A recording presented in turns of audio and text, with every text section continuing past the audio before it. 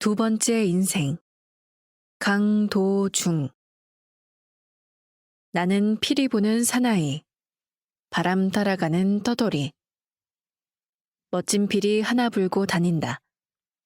모진 비바람이 불어도, 거센 눈보라가 닥쳐도, 은빛 피리 하나 물고서 언제나 웃고 다닌다. 피리 부는 사나이라고 가수 송창식이 불렀던 노래가 있다. 그 사내가 딱 내 모습은 아니지만 내 마음속에는 늘 바람 따라 떠돌며 노래 한 자락 불러젖히는 유랑자의 이미지가 있었다.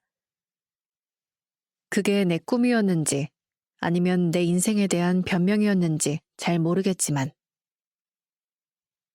2007년 내 나이 49에 전맹이 되었다. 완전히 빛이 꺼지자 인생이 끝장났다는 느낌이 밀려왔다.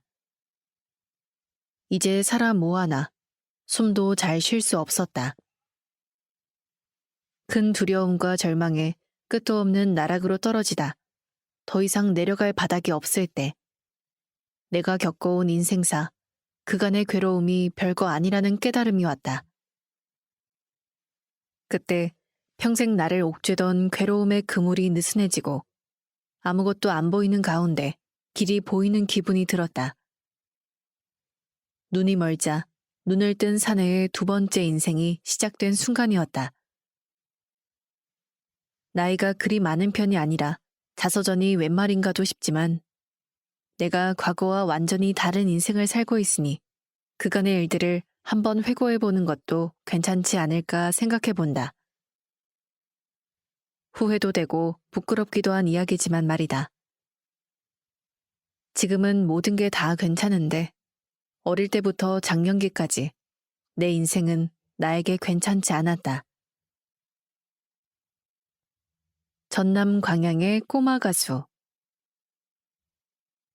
나는 1959년에 전남 광양에서 6남매의 둘째로 태어났다. 형과 나 사이에는 어릴 적 돌아가신 작은 형과 누나가 있어 첫째인 큰형과는 8살 차이가 났다. 형이 일찍 객지로 나가 돈벌이를 했기 때문에 고향에서는 내가 장남 노릇을 했다. 동생들 보살핀다고 빨래도 하고 물도 길어오고 그랬다. 어릴 땐 몸이 하도 약해 3살까지 젖을 먹었고 어머니가 소록도까지 약을 구하러 간 적도 있었다. 당시 소록도에는 한센병 환자를 치료하는 외국인 의사도 있고 좋은 약도 많았다고 한다. 없는 살림에도 부모가 정성을 쏟은 덕으로 나는 별탈 없이 클 수 있었다. 초등학교 4학년 때 우리 반 담임이 음악 선생님이었다. 처음으로 음표, 박자, 개 이름 같은 걸 배웠는데 그게 어찌나 신기하고 재미있던지 늘 머릿속에서 맴돌았다. 게다가 내가 노래 부르는 걸 정말 좋아할 뿐더러 아주 잘한다는 걸 알게 됐고 대회도 나가고 칭찬도 들었다. 그 후로 동네에 소문이 나서 어른들이 날 불러세워 노래 한 자락 뽑으라고 하는 일이 많았다. 어떨 때는 면사무소 앞마당에 판을 벌려놓고 노래를 시키기도 했다. 나는 노래 부르는 동안 세상 만사 다 잊고 행복한 기분이었다. 사람들이 잘한다 잘한다 하며 손에 용돈까지 쥐어주니 어린 마음에 얼마나 신이 났겠는가. 심부름 가다 말고 한 자락, 밭일하는 어르신들을 위해 한 자락, 대회에 나가서 한 자락. 그렇게 나는 고향 마을의 꼬마 가수였다. 폭풍을 피하고 싶던 청소년기. 흔히들 청소년기를 질풍노도의 시기라고 하는데 내 경우는 내 마음이 아니라 환경이 질풍노도였다. 섬세하고 예민한 기질 탓인지 나는 마음이 부드럽고 약한 편인데 내가 맞닥뜨린 현실은 참으로 거칠고 냉정했다. 중학교는 결국 중퇴했다. 육성회비가 밀려 자꾸 불려가니 학교에서 친구들 보기 부끄러웠다. 그런 일도 종종 일어나던 시절이었지만 어쨌든 나는 창피하고 싫었다. 하루는 아버지에게 육성회비 달라고 안 주면 학교 안 간다고 뻗댔다. 그랬더니 아버지가 내 가방을 뺏고 책을 아궁이에 던져 다 불태워버렸다. 그 후로 책 없이 한두 달 더 다녔지만 결국 아이들 놀림에 부끄럽고 화가 나 학교를 때려치웠다. 부산에 먼 일가가 운영하는 중국집이 있어서 거기서 일을 시작했다. 내 나이 15. 주방일 배우며 지내게 됐는데 말이 주방일이지 온갖 허드렛 일을 다 했다. 일이 고된 건 괜찮은데 주방장이 시도 때도 없이 폭력을 휘두르는 건 견디기 어려웠다. 시간이 지나면서 숱하면도 빼고 칼질도 잘하게 되었지만 나에게 분풀이하는 주방장의 행동은 변함이 없었다. 나는 속상한 마음을 달래려 술을 마시기 시작했다. 독한 배가를. 하필 거기가 중국집이었으니 말이다.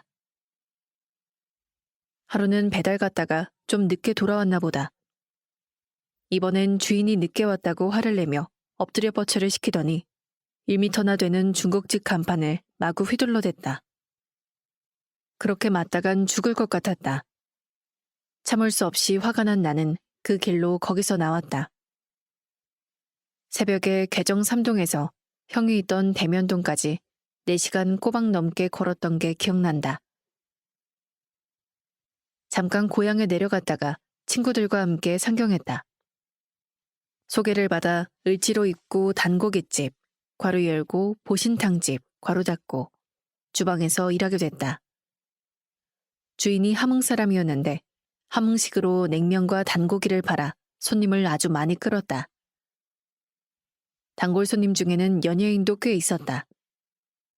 한국관, 괄호 열고 극장식 술집, 괄호 닫고에 오던 가수들은 나를 보면 너 노래 잘한다며? 가수 되고 싶냐? 밴드 반주에 맞춰 노래 많이 불러라며 말을 건네곤 했다. 그런 말을 듣던 참이라 죽은 게 손질하기가 고역이었던 나는 식당을 그만두었다. 아침마다 파란 도장이 찍힌 채 부엌 바닥에 널브러져 있는 개들을 보는 게 내겐 너무 괴로운 일이었다. 다음 정착지는 김포공항 근처 공항동, 공항사롱이라는 이름의 극장식 술집이었다. 그때가 17살이었다. 사롱 입구에서 큰 소리로 어서 옵쇼 하고 인사하는 게 내 일이었는데 얼마 지나지 않아 곧 웨이터 보조가 되었다. 술집은 날이 저물어 갈수록 손님이 많아지고 흥청망청 분위기가 무르익는 동안 무명 가수부터 시작해 신인 가수, 좀 알려진 가수들이 차례로 노래를 부르고 유흥이 절정에 이른 시간에 인기 가수가 마지막을 장식하는 게 관행이었다. 가게 문 여는 시간이나 손님이 없을 때는 가수 지망생들이 30-40분씩 노래하는 게 허용되었다. 나는 밴드에게 담뱃값 쥐어주면서 틈날 때마다 노래했다. 순간순간 기분이 짜릿했다. 미아리 곡의 기러기 아빠 같은 노래를 참 많이도 불렀다. 서너 달 거기에 있었는데 어느 날 외삼촌이 쳐들어와서 딴따라가 뭐냐며 뒷덜미를 잡고는 상봉동 이모네로 데려갔다. 외삼촌은 나를 데려간 거지만 나는 끌려 나온 거였다. 이모가 천 공장에 날 취직시켰다.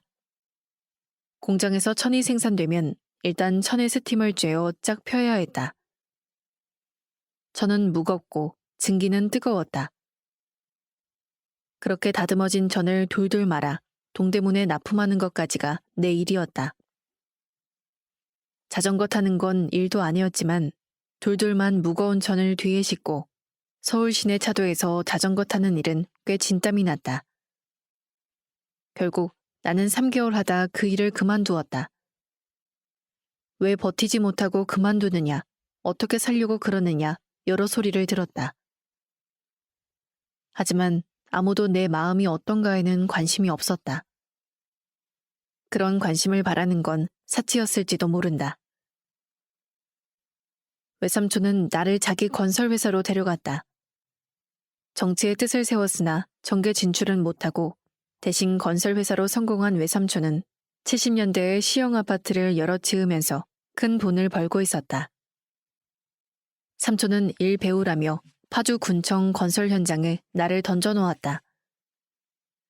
그런데 막상 현장에서는 사장 조카라고 온갖 따돌림과 불이익을 당해야 했다. 거친 건설 현장 사람들은 나를 심하게 부려먹으면서도 6년 동안 연장에 손도 못 대게 했다.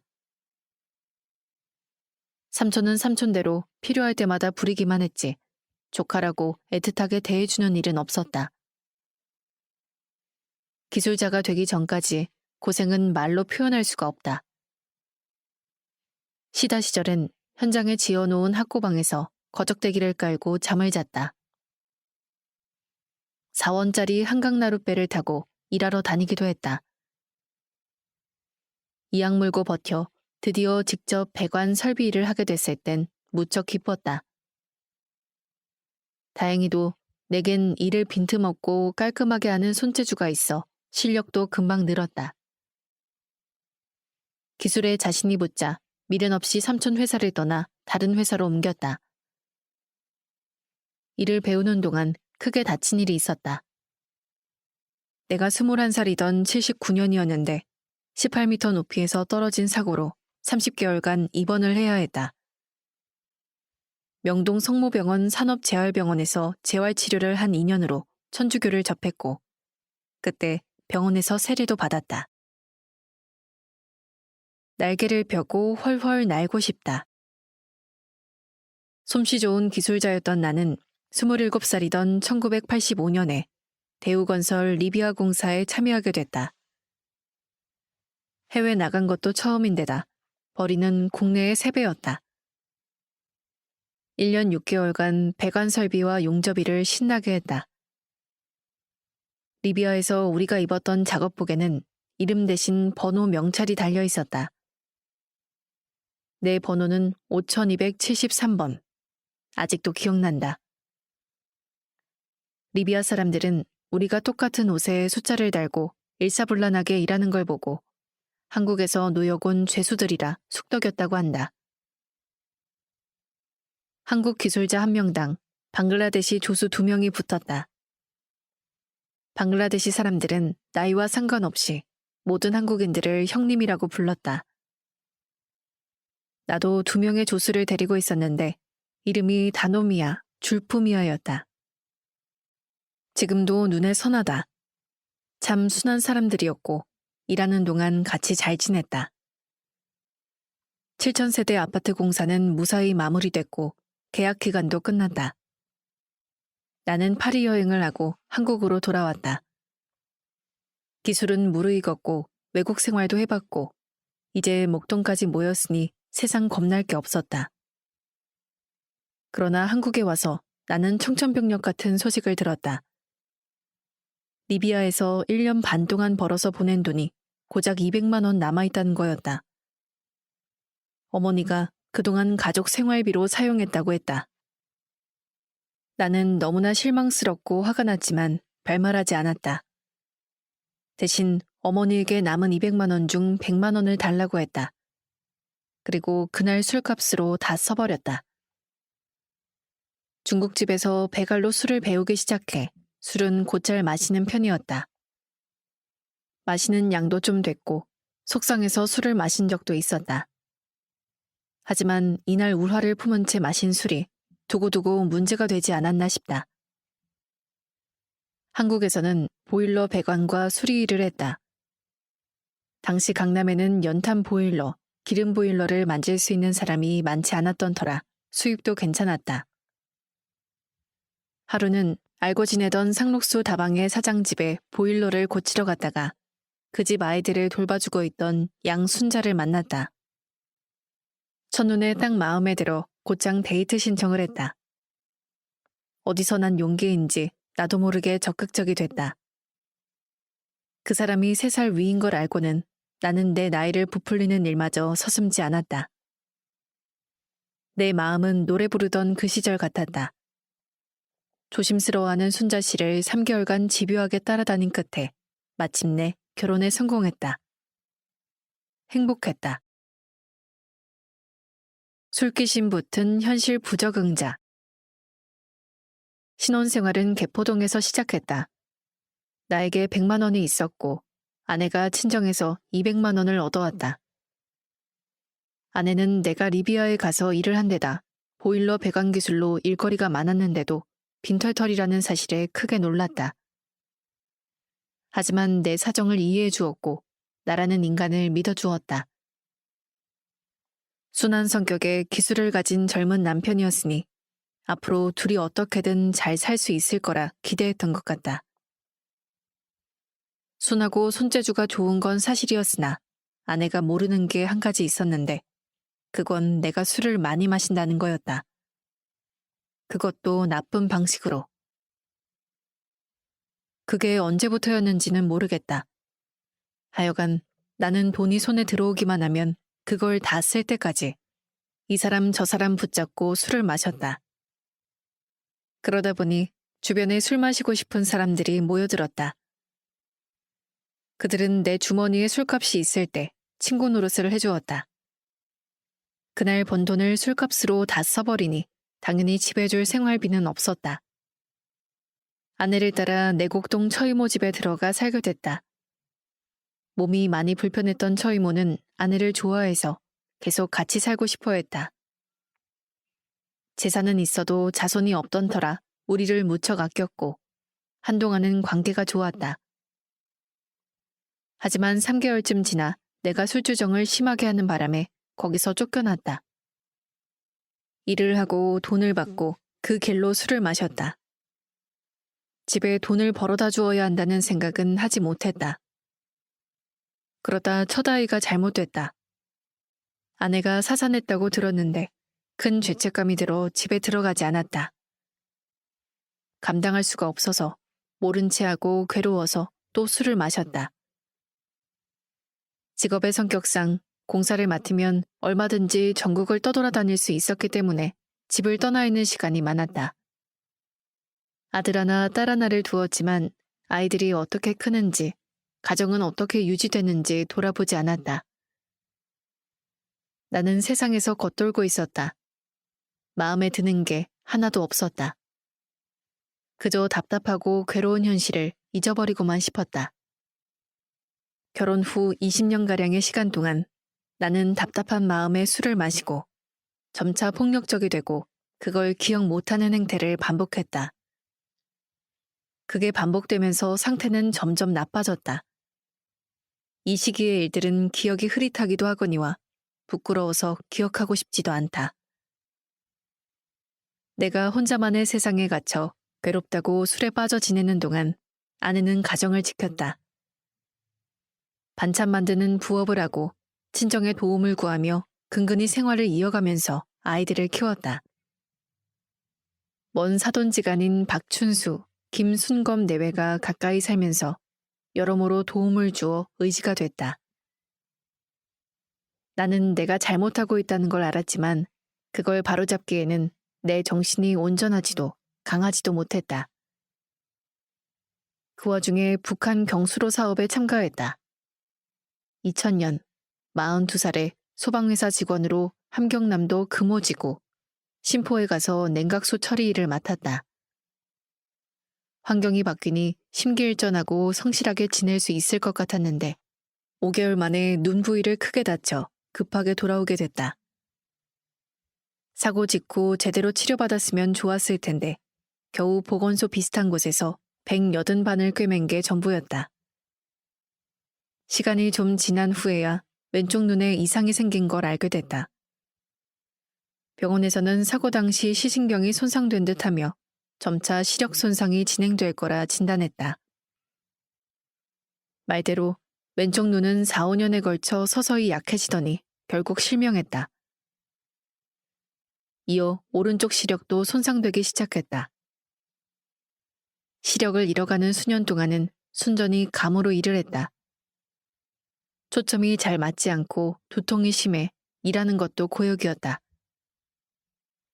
평소 갖고 있던 우울증에 통증에 안 보이는 답답함까지 더해져 술을 마셔댔다. 상태는 최악으로 치닫고 있었다. 나의 흑역사. 그날도 깡소주 7병을 마시고 쓰러져 자고 있었다. 누가 잡아 끌어 눈을 떴는데 저승사자인지 건달인지 한 무리가 나를 매다 꽂고 이리저리 돌려 들쳐엎더니 어딘가로 끌고 갔다. 나는 꿈인지 생시인지 분간을 못하고 발버둥칠 뿐이었다. 정신을 차리고서야 내가 거여동 소재 알코올클리닉 폐쇄병동에 갇혔다는 걸 알았다. 분노가 치밀어 발광을 했다. 나가기만 하면 다 죽여버리겠다고 날뛰었다. 15일 동안은 제정신이 아니었고 금단 현상으로 몸이 갈갈이 찢어지는 것만 같았다. 한 20일쯤 지나자 마음이 좀 가라앉고 폐쇄병동에 있던 알코올 중독자들이 눈에 들어오기 시작했다. 한마디로 가관이었다. 제정신인 사람은 하나도 없는 듯했다. 술귀신의 신자들. 몸과 정신은 너덜거리고 파괴적인 감정에 휘둘리는 그들에게서 사람의 존귀함은 찾아볼 수 없었다. 그리고 그들의 모습에서 나를 보았다. 굉장한 충격이었다. 뭔가 크게 잘못됐다. 나는 저렇게 살고 싶지 않다. 면회 대신 가족 교육을 받던 아내가 끝끝내 나를 감쌌다고 들었다. 술 문제가 있긴 하지만 실제로는 좋은 사람이라고, 잘 이겨낼 거라고. 진절이 나는 내 행동을 보고도 개선될 거라고 희망을 품는 사람. 나에 대한 믿음을 놓지 않는 사람. 내겐 바로 그 한 사람이 있었다. 퇴원 후 술을 끊었다. 술에 지배당하는 모습이 정말 싫었기 때문이다. 그렇게 4, 5년을 술 없이 지냈다. 탈은 없었지만 그렇다고 행복하진 않았다. 세상이 재미없고 괴롭기는 마찬가지였다. 시력을 잃어가고 있어서 답답함은 나날이 심해졌다. 그리고 어느 날 세상이 완전히 캄캄해졌다. 막상 어둠 속에 갇히니 두렵고 절망스러웠다. 살고 싶지 않았다. 자포자기의 심정으로 끊었던 술을 미친 듯이 마시며 6개월을 보냈다. 산 것도 아니고 죽은 것도 아닌 처참한 나날이었다. 어느 날 개의 오물을 온몸에 바른 채 잠에서 깨어났다. 기르던 개의 배변 장소에서 뒹굴었던 모양이었다. 앞이 보이지 않아도 무슨 일이 벌어졌는가는 알 수 있었다. 개똥밭에서 뒹구는 인간. 술 취한 망나니보다 더 끔찍하다는 자각에 부끄러움이 몰려왔다. 죽었다면 모르지만 나는 살아있고 인간이라면 이렇게 살아선 안 되는 게 분명했다. 다시 일어서려는 용기가 있다면. 아내와 함께 천호동 성당에 나갔다. 뭐라도 붙잡으려는 절박한 심정으로. 수녀님이 계속 용기를 내라고 북돋아 주셨다. 수녀님의 추천으로 찾아간 곳은 상일동에 있는 시각장애인 복지관. 10명 정도가 함께 6개월간 진행되는 기초교육을 받았다. 시각장애인을 위한 생존 교육이었다. 걷기, 길 건너기, 지하철 타기, 바느질, 점자 배우기, 컴퓨터 교육 등 전에는 아무것도 아니었던 행동들을 완전히 새로 배워야 했다. 시각을 제외한 모든 감각을 활용해 세상에 적응하는 능력을 새로 개발해야 했다. 제일 어려웠던 건 보행이었다. 길을 걷는 게 이렇게 힘들 줄이야. 차 소리, 사람 소리가 이렇게 무서울 줄 누가 알았겠는가. 제일 서러웠던 건 애 취급, 바보 취급 당하는 거였다. 혼자서 할 수 있는 게 없다는 무력감에 서럽기만 했다. 가족 중에 장애인이 있으면 그 장애가 선천적인 것이든 사고에 의한 것이든 가족들의 부담은 말할 수 없이 크다. 가족들의 헌신과 인내 없이 장애인이 생활 능력을 키운다는 건 불가능에 가깝다. 교육받는 동안 장애에 대한 내 절망감에다 가족들에 대한 미안함이 더해져 자꾸 위축되었다. 눈먼 나를 도와준 것은 그동안 내가 돌보지 않았던 나의 가족들이었다. 나는 가슴을 뜯으며 남몰래 많이 울었다. 무사히 기초교육을 마치고 아내와 앞날을 의논했다. 안마사가 되는 게 좋겠다고 정했다. 그런데 안마학교에 가려니 고졸 학력이 필요했다. 여기서부터 나의 도전기가 시작된다. 구비구비마다 얼마나 많은 용기가 필요했는지 모른다. 안마사가 되는데 걸린 시간 7년. 반드시 해내겠다는 다짐으로 나는 7년을 버텼다. 사람은 하루아침에 바뀌지 않는다. 특히 못된 버릇이나 파괴적인 습관을 바꾸는 건 쉽지 않다. 한 번에 마음먹은 대로 될 리가 없다. 그래서 다시 마음먹고 또다시 의지를 다지면서 노력해야 한다. 내게는 그 시간이 7년이었다.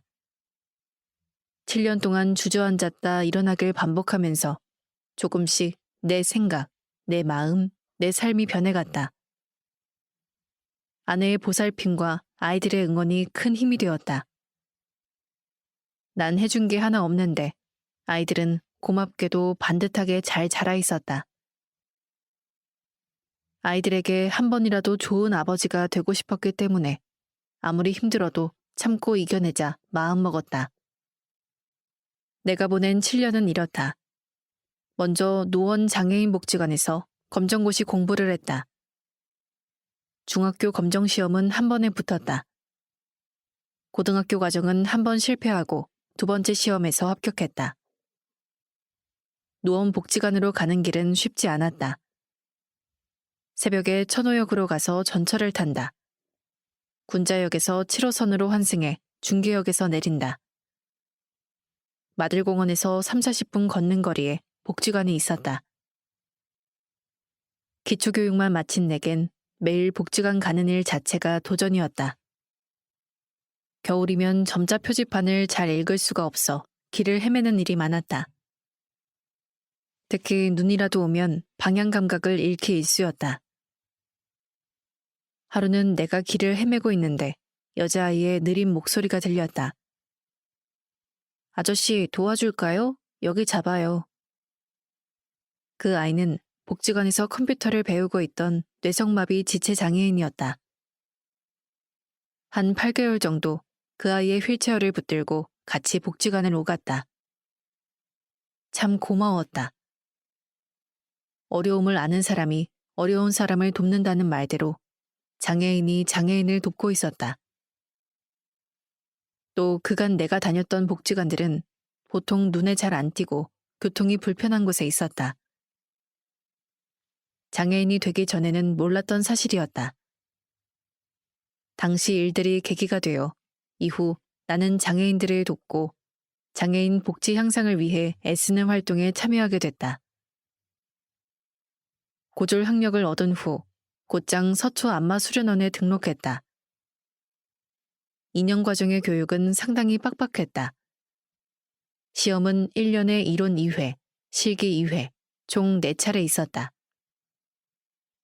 늦은 나이에 공부하는 게 쉽지는 않았지만 결석 없이 열심히 배웠다. 안마사 자격증을 얻은 후엔 시간제로 안마사 일을 하면서 야간에 성동복지관에서 침수를 배웠다. 그게 또 2년 걸렸다. 일에 자신이 붙었을 때 천호동에서 안마원을 열었다. 안마원을 운영한 지 이제 8년 차에 접어든다. 아내는 여전히 곁에서 내 눈도 되어주고 비서도 되어주고 친구도 되어준다. 비록 운신의 폭이 좁아 단조로운 일상을 보내지만 나는 그 어느 때보다 자유롭고 행복하다. 지친 사람들의 피로를 풀어주고 고맙다는 말을 듣기에 보람도 느낀다. 행복한 만큼이나 옛날에 지금처럼만 살았더라면 얼마나 좋을까 하고 후회한다. 그럴 때면 아내는 지금 행복하니 됐다고 응수한다. 아내는 말한다. 지금이 제일 좋다고. 지금만큼 행복한 적이 없다고. 억색의 운 좋은 사내.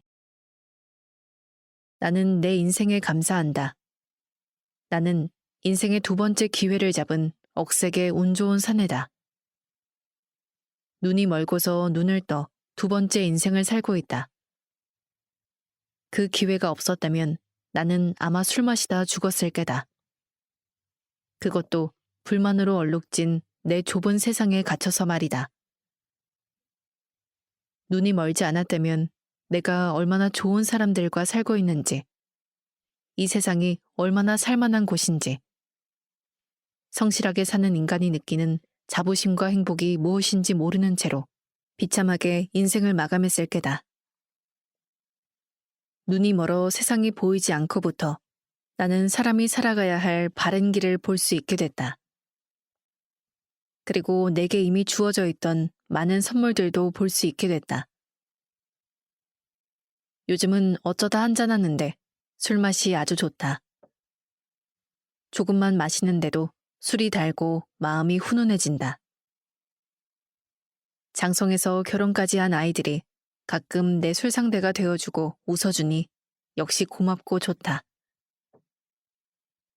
얼마 전엔 장애인 복지 향상을 위해 힘썼다고 표창장까지 받았다. 나도 누군가에게 도움이 되고 싶다는 바람으로 시작한 일이었는데 조금의 결실이라도 맺은 건가 싶어 감사했다. 나는 기도하면서 깨닫는다.